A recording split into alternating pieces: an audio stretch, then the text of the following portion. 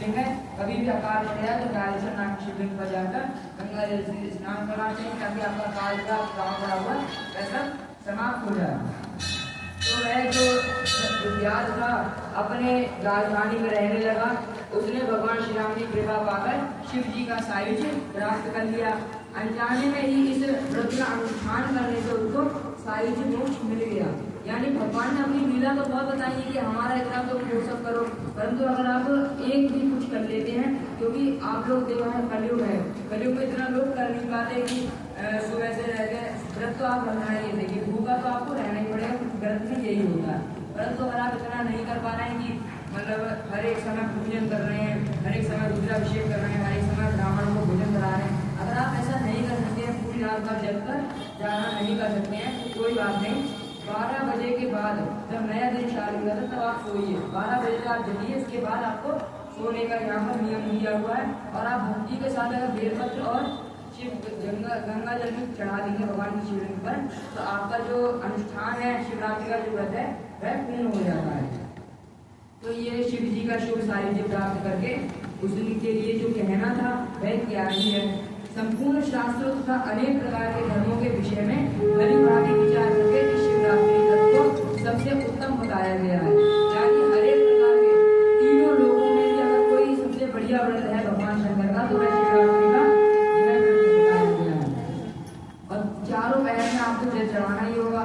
चारों पहर में अगर आप जल चढ़ा देंगे, भगवान आपका उस समय प्रसन्न हो जाएंगे। और किसी पर आप क्रोध ना करिएगा, क्रोध ना करके आप सत्य दया करिए, ताकि भगवान शंकर जो है, जो दया लोगों पर कर देता है ना, उस पर भगवान सबसे पहले प्रसन्न होते हैं। जैसे भगवान श्री राम कभी भी अगर उनका एक दुश्मन था, बहुत सारे दुश्मन थे, परंतु किसी को अगर उसने पहले भगवान श्री राम ने कहा कि अपनी गलती मान लो तो सही है, गलती नहीं मानो तो अपना जो पाप है वह भोगना ही पड़ेगा।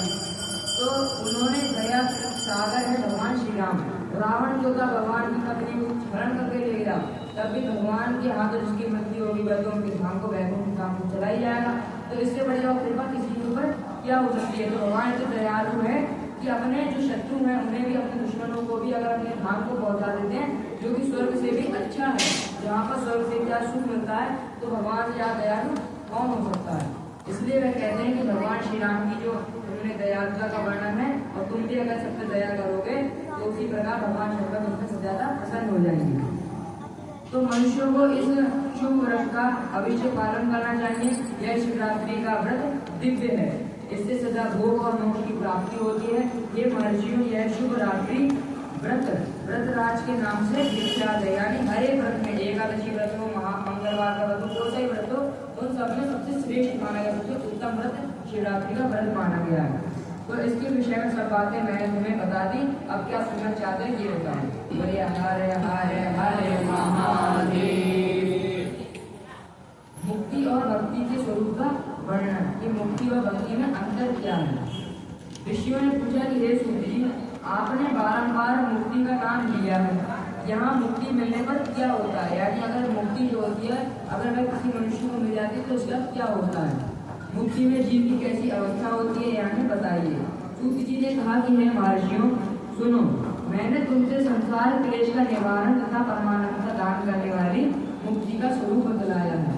यानी जो मुक्ति है उसको कैसे प्राप्त करना चाहिए, और उसकी जो महिमा होती है, मुक्ति पाने के बाद इंसान कैसा बन जाता है, क्या उसे फल प्राप्त होता है, यह समय में बताया है। मुक्ति 4 प्रकार की कही गई है, सारूप्य, सालोक्य, सानिध्य और चौथी सायुज्य। इस शिवरात्रि व्रत के सब प्रकार की मुक्ति सुलभ हो जाती है। यानी 4 प्रकार की जो मुक्ति होती है, चारों मुक्ति मनुष्य को मिल जाती है अगर यह शिवरात्रि का व्रत रखता है। तो जो ज्ञान रूप अविनाशी साक्षी ज्ञान गम्य और द्वैत रहित साक्षात शिव है, यानी भगवान शिव है, वे ही इस कैवल्य मोक्ष तथा धर्म अर्थ और काम लोक त्रिवर्ग के भी दाता है। यानी कैवल्य मोक्ष क्या होता है, भगवान जो विष्णु है उनका अलग अपना एक धाम है। अगर भगवान विष्णु किसी को अपने हाथों से मारते हैं तो जो मनुष्य है वह कौन से मोक्ष में जाता है, वैकुंठ धाम को, उनका नाम का नाम है वैकुंठ धाम। और जो शिव जी का उनका नाम है कैवल्य धाम। शिव जी के हाथों जिस असुर की मृत्यु होती है वह कैवल्य धाम को जाता है, और भगवान विष्णु और उनके जितने अवतार है, भगवान कृष्ण, भगवान श्री राम, जितने अवतार है उनके हाथों कोई मार जाता है तो वह वैकुंठ धाम को जाता है। इसके दोनों अपने अलग अलग धाम हैं। तो जो भगवान शिव का जो धाम है उसका नाम है कैवल्य मुख, जो कि भगवान शिव के हाथों ही मिलता है। और वैकुंठ लोक जो है, वैकुंठ लोक से कई ज्यादा गुना सुखी है कैवल्य मोक्ष, यानी भगवान शिव का धाम। कैवल्य नाम जो 5 मुक्ति है वह मनुष्यों के लिए अत्यंत दुर्लभ है। हे मुनिवरों, मैं उसका लक्षण बताता हूँ, सुनो।